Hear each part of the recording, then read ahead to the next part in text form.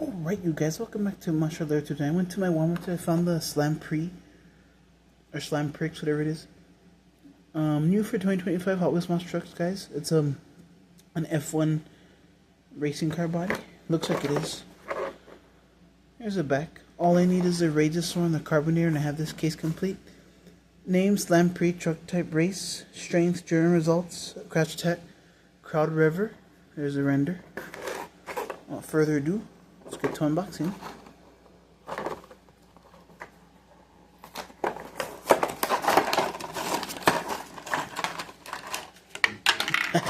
Alright, guys. Ooh. Look at this, guys. Isn't that cool? I love the teal on it. The teal color, and then it says words right there. It says something, I don't know. Vizzini, I guess. Sponsors. On the top of the race car body, little tiny yellow windshield, number 25. The flame logo. The motor in the back, plastic. Oh, it actually moves. That's cool. Black rims and beadlocks. Yellow roll cage, black chassis. Pretty cool. I like this casting. It's unique.